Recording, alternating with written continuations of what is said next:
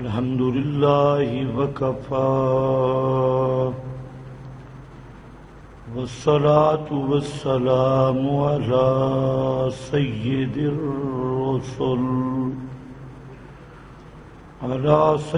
الرسل وخاتم الأنبياء.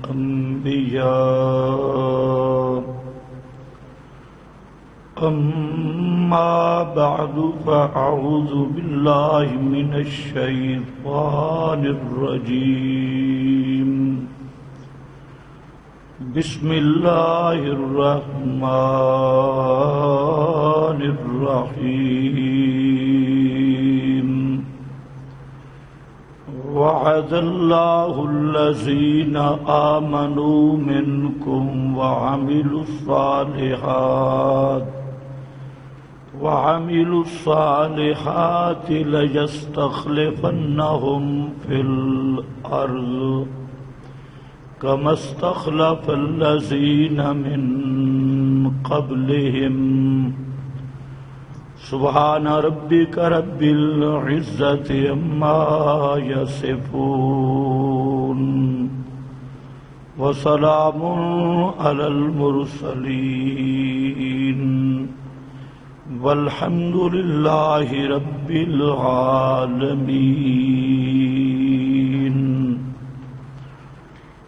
قابل قدر بزرگوں اور بھائیوں، آپ حضرات کے سامنے سورۃ نور کی ایک آیت کا ابتدائی حصہ تلاوت کیا ہے. یہ آیت نمبر 55 ہے. اس آیت میں اللہ رب العزت نے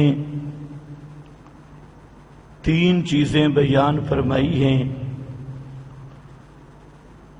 ایک تو یہ بات سمجھ لیں کہ سورۃ نور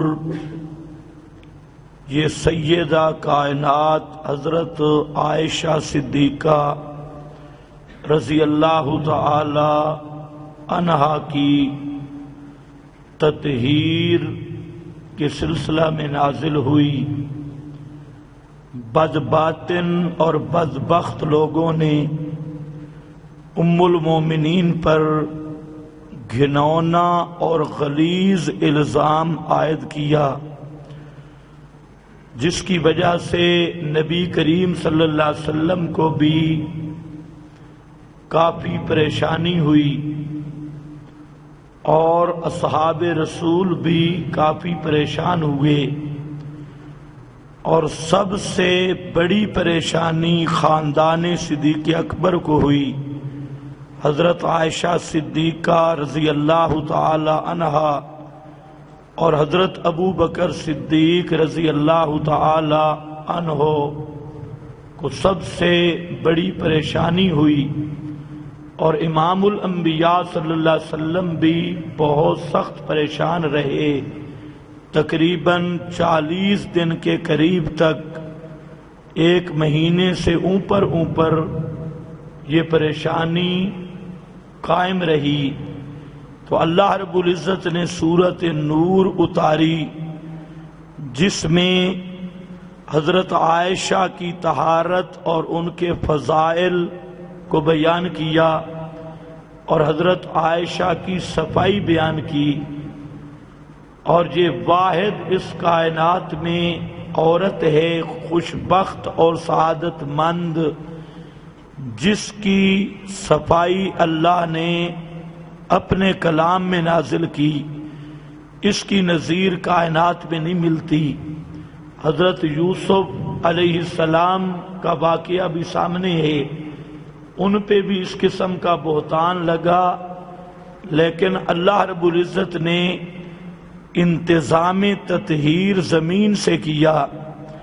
حضرت مریم پر بھی بہتان لگانے والوں نے لگایا، لیکن اللہ رب العزت نے حضرت عیسیٰ کو قوت گویائی دے کر اور مہد میں کلام کروا دیا.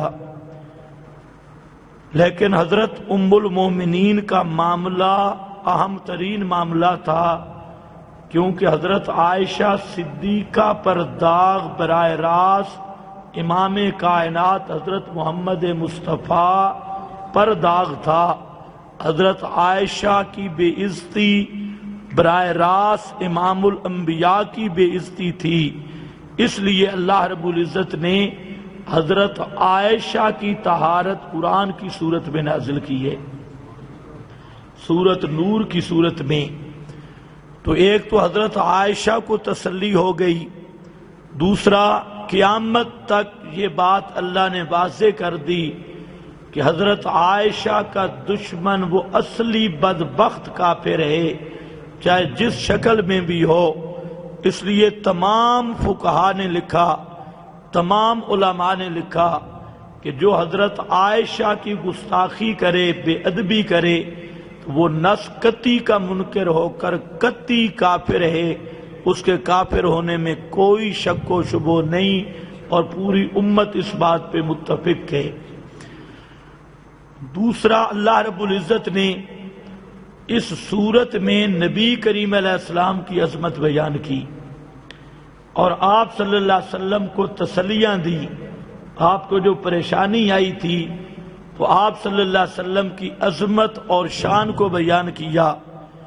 اور تیسرا جو آج ہمارا موضوع ہے، وہاں حضرت ابو بکر صدیق رضی اللہ تعالی عنہ کے فضائل، مقامات اور حضرت ابو بکر صدیق رضی اللہ تعالی عنہ کے مناصب کو بیان کیا، اور پیغمبر کے بعد حضرت ابو بکر صدیق کو ایک اہم ذمہ داری سونپنی تھی، اس کا اللہ رب العزت نے ذکر کیا اور فرمایا وعد اللہ الذین آمنوا منکم، اللہ نے یہ وعدہ کر دیا، اور یہ اللہ کا وعدہ ہے، اور آپ جانتے ہیں ان اللہ لا یخلف المیعاد، اللہ کا وعدہ کبھی غلط نہیں ہو سکتا، وہ سچا وعدہ ہے۔ اور ہے کس سے؟ آمنوا منکم، اس سورت نور کے آنے سے پہلے جو تم میں ایمان لا چکے ہیں، آمنو ماضی کا صیغہ ذکر کیا، اور فرمایا ان آیات کے نزول سے پہلے جو ایمان لا چکے ہیں اور اپنے ایمان کو خالص ثابت کر چکے ہیں، منکم وعملوا الصالحات، اور اعمال صالح کر چکے ہیں، تو ایمان کے سلسلہ میں سب سے پہلا مقام ابو بکر صدیق رضی اللہ تعالی عنہ کا ہے۔ تو اللہ رب العزت نے پہلی چیز یہ بیان کی کہ اللہ نے ایک وعدہ کیا ہے، اور وعدہ کس سے ہے؟ اصحاب رسول صلی اللہ علیہ وسلم کم، جو اس آیت کے مخاطب ہیں اور اس وقت موجود ہیں، اللہ نے ان سے وعدہ کیا، اور وعدے میں تین چیزیں ذکر کی۔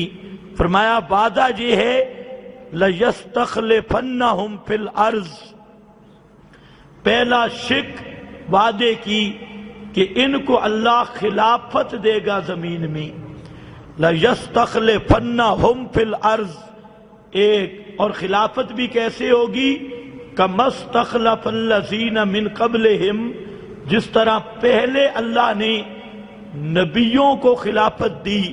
حدیث پاک میں آتا ہے کہ نبی کریم علیہ السلام نے فرمایا کہ انبیاء کرام تسوسو، وہ ایک دوسرے کے وارث بنتے، اور ایک نبی آتا، وہ جب دنیا سے جاتا تو اس کا خلیفہ دوسرا نبی آتا، وہ دنیا سے جاتا پھر تیسرا آتا، كَمَا اسْتَخْلَفَ، اور فرمایا میرے بعد نبی کوئی نہیں آنا، آنا خاتم النبیین لا نبی بعدی، میرے بعد کوئی نبی بن نہیں سکتا، اس لیے تکون خلفاء، میرے بعد میرے خلیفے ہوں گے۔ مجھ سے پہلے ضابطہ یہ تھا کہ میرے انبیاء کرام جو پہلے گزر گئے، مجھ سے پہلے ان میں سے ایک نبی کے بعد دوسرا نبی خلیفہ بنتا، کلما ہلاک نبی خلفہ نبی، جب کوئی نبی پر موت آتی تو دوسرا نبی اس کا خلیفہ بنتا۔ فرمایا میرا میرے بعد نبوت کا انقطاع ہے، اس لیے نبوت کا دروازہ بند ہے، میرے بعد اب ہوں گے میرے خلیفہ اور وہ خلفاء، ان کی اقتداء کرنا۔ تو خیر اللہ نے فرمایا کہ یہ خلافت ہوگی جس طرح پہلے خلافت علی منہاج النبوت چلتی رہی، یعنی خلافت وہ کامل خلافت ہوگی جو نبوت کے مشن کا تتمہ ہوگی اور تکملہ ہوگی، کار نبوت کی تکمیل ہوگی اور کار نبوت کی ذمہ داری اس خلافت میں پوری کر دی جائے گی۔ یہی آپ صلی اللہ علیہ وسلم کا مقصد حدیث میں ہے، یہی مقصد اس آیت میں ہے، اور فرمایا وہ خلافت جب ملے گی وَلَا يُمَكِّنَنَّ لَهُمْ دِينَهُمْ، تو اللہ رب العزت اس خلافت کے زمانے میں پیغمبر کے دین کو، اصحاب رسول کے دین کو زمین میں تمکین عطا کرے گا، زمین میں ٹھکانہ عطا کرے گا، اس سے دین محمدی زمین میں جم جائے گا اور استقرار پکڑے گا، تمکین پکڑے گا، اور وہ دین کیا ہوگا؟ ارتضی لہم، جو دین اللہ نے ان کے لیے پسند کیا۔ یہ دوسری چیز، پہلی چیز میں نے عرض کی خلافت کا وعدہ کہ اللہ رب العزت خلافت عطا کریں گے، اور پوری دنیا جانتی ہے، حتیٰ کہ اہل تشیع یہ لکھنے پہ مجبور ہوئے کہ اللہ کا وعدہ پورا نہیں ہوا، اور وہ کہتے ہیں وہ مادی کے زمانے میں پورا ہوگا۔ ہم کہتے ہیں تمہارا معہود مادی جس کو تم نے چھپا رکھا ہے اس کا تو وجود ہی نہیں ہے، یہ ساری تمہاری کہانیاں بنی ہوئی، اور باقی رہ گیا کہ اللہ وعدہ کرے صحابہ کے ساتھ اور فرمائے منکم، اور وعدہ بھی اللہ کا، فرمایا تمہارے ساتھ میرا وعدہ ہے جو اس آیت پر اس کے نزول سے پہلے ایمان لا چکے ہو، ان کے ساتھ وعدہ ہے۔ اب آپ خود اندازہ کریں، میں وعدہ تو کروں آپ کے ساتھ اور آپ کو کوئی چیز دوں ہی نہیں، دوں 20 سال بعد آنے والوں کو، وعدہ آپ سے، یہ وعدہ پھر پورا ہوگا؟ اللہ نے یہ وعدہ کیا ہے منکم، اصحاب رسول سے، اور اگر اصحاب رسول کو خلافت نہ ملے، خلافت ملے مادی کو اخیر زمانے میں، تو یہ پھر معنی کیا ہوگا منکم کا؟ یہ منکم کا لفظ بتا رہا ہے پیغمبر کی زندگی میں جو آپ کے سامنے موجود تھے، اور کم کا معنی ہوتا ہے تم، کم کا معنی تم جو میرے سامنے موجود ہو۔ اللہ نے فرمایا میرے پیغمبر ان کو سنا میرا وعدہ، یعنی حاصل یہ کہ یہ وعدہ ابو بکر صدیق اور ان کی جماعت صحابہ کرام سے ہے۔ اب یہ کہنا کہ یہ وعدہ مادی آئے گا تو پورا ہوگا، یہ قرآن مقدس کا صریح انکار ہے اور اللہ کے وعدے کا بھی انکار ہے۔ اس وعدے کو اگر ماننا ہے اس کی ایک ہی صورت ہے کہ خلفائے راشدین کی خلافت کو برحق ماننا ہوگا،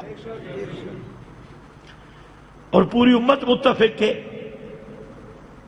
صرف یہ یہودیوں کی نسل، یہ نسل یہود اس سے دور ہے۔ خیر آگے آؤ، یہ میرا موضوع نہیں ہے، یہ ضمناً میں نے بات کی تمہید ہے۔ اب دوسری بات جو ہمارا اصل موضوع ہے کہ اللہ نے فرمایا جب خلافت ملے گی تو اس خلافت کے دور میں جو دین نافذ ہوگا، جس دین کو تمکین ملے گی، جس دین کو استقرار ملے گا، وہ دین ہوگا ارتضی لہم، اس دین پہ میں راضی ہوں گا، وہ میرا مرضی دین ہوگا، ارتضی لہم، اس پہ میں راضی ہوں گا۔ یہ آیت اس بات پہ نسقطی کے طور پہ دلالت کرتی ہے کہ جو دین خلفائے راشدین کے زمانے میں رائج ہوا، جس کو تمکین ملی اور جس کو استقرار فی الارض ملا، اللہ کی مہر یہ ہے ارتضی لہم، میں اس دین پہ راضی ہوں۔